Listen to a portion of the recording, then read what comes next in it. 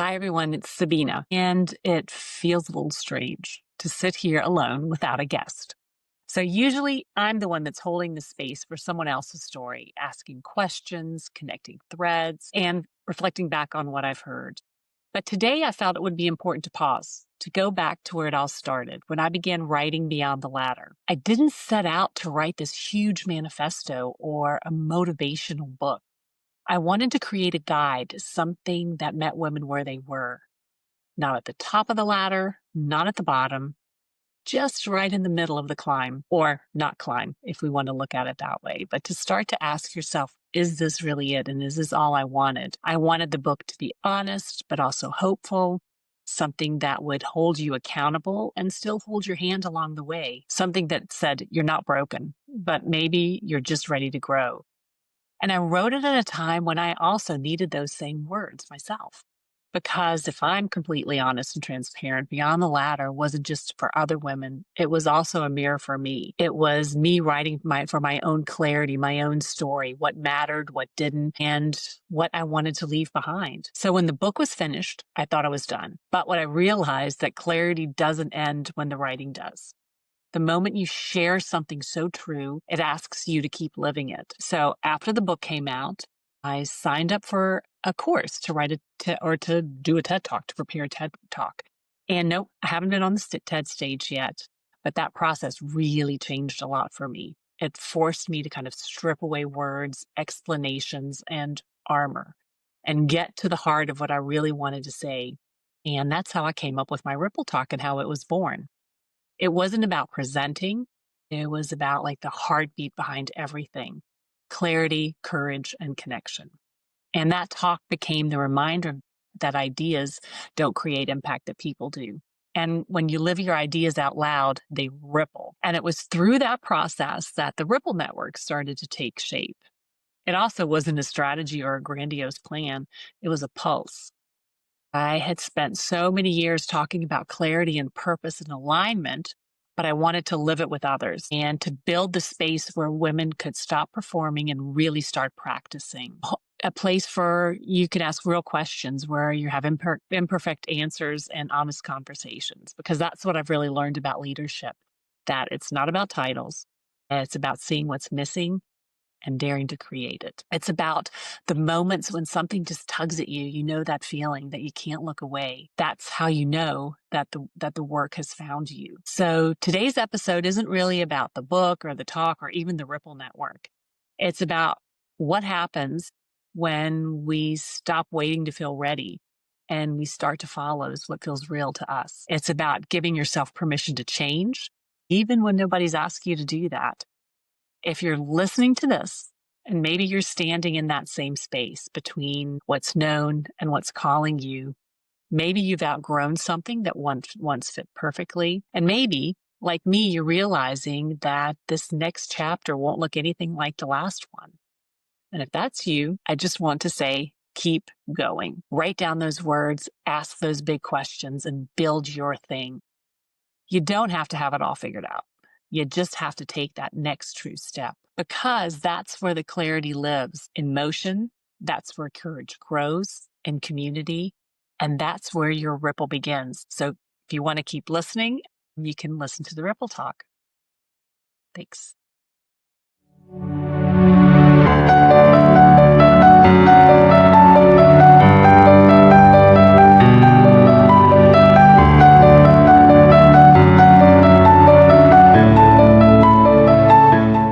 Life is. We will all complete this sentence differently. Life is a mosaic of moments, some that fill us with joy, like holding your child for the first time, and others that shatter us, like hearing devastating news from your doctor. They're days of celebration, like watching someone you love cross the stage at graduation, and days of heartbreak, like sitting by a parent's bedside in hospice.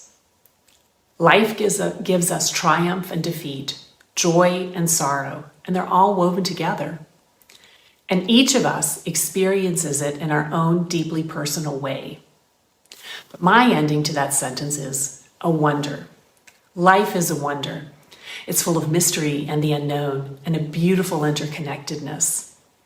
And I can say this even though I've experienced the betrayal of someone I trusted and I loved, the pain and the sadness of miscarriages and not being able to have children.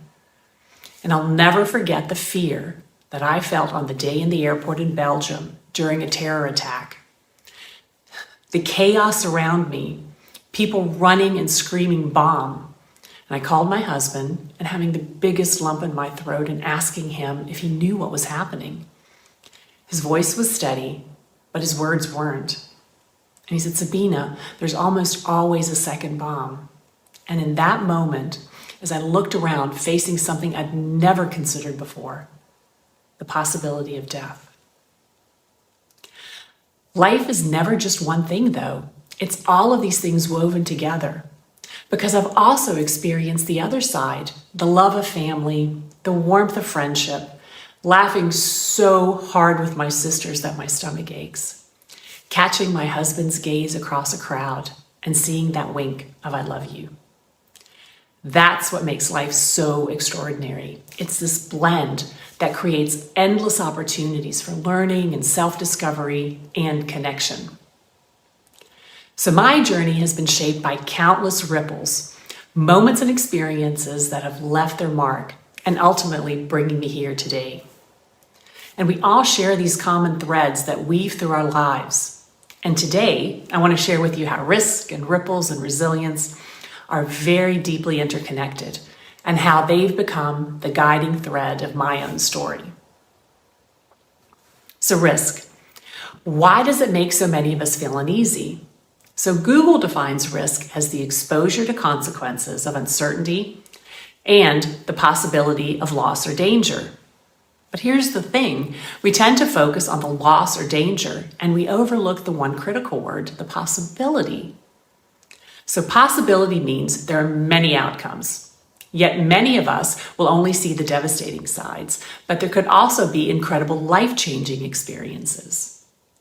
And when you faced one big decision, have you asked yourself, what if? What if I take this job? What if I love this person? What if? And do your thoughts spiral towards the worst case scenarios? Or do you consider all the amazing things that could happen?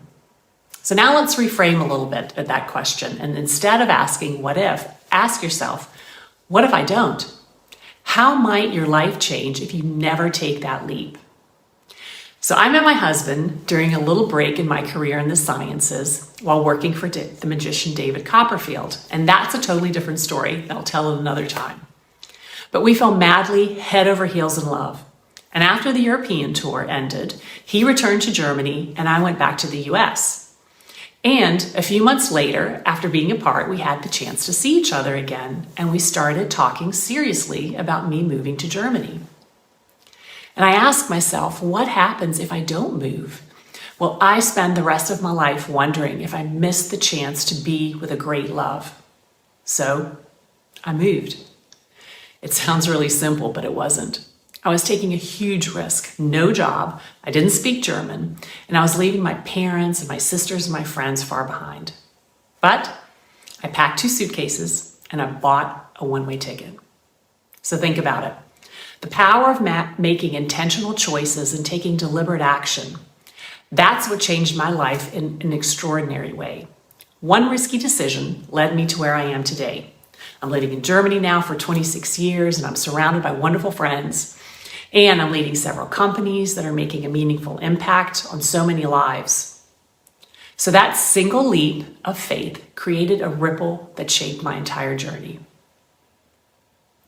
So my second R is about the incredible concept of ripples. And it's a powerful reminder of the interconnectedness of life. Every action that we have and make has the potential to create a chain reaction that stretches far beyond what we can see. Our choices and our behaviors influence the people around us, who then influence others, and so the ripple continues. So imagine ripples colliding with other ripples, some creating massive wave-like movements, others forming sweet, subtle experiences. And sometimes those ripples come back to us. They return to us in unexpected and profound ways. So I'm not sure if it's part of growing older, but I find myself reflecting on my life and how the people who've walked alongside me have shaped my journey. How experiences from over 30 years ago still weave their way into my actions and my decisions today. And they continue to influence who I am. So big ripples started during my senior year in college. My parents were incredibly supportive, but university in the US is expensive. So I had a student loan, and I often worked 2 jobs to make ends meet. And one of my favorite jobs was at Morningside Inn, a cozy restaurant, and it was nestled in the college woods in Maryville, Tennessee. And it was run by Tom and Nan Taylor, and they became like a second family to me. I babysat their kids, and I spent a lot of time with them and worked really closely in the restaurant. And I remember one evening after closing, I mentioned how I wish I could focus on my chemistry thesis and spend my last year only working at the restaurant without juggling a second job. And half joking, I said, there has to be someone out there with loads of money who can help me. So interestingly, Tom leaned back and asked, so how much are you talking about? And I laughed and said, well, just the basics, some rent, healthcare, and maybe some food money, and I'll take care of the rest with working.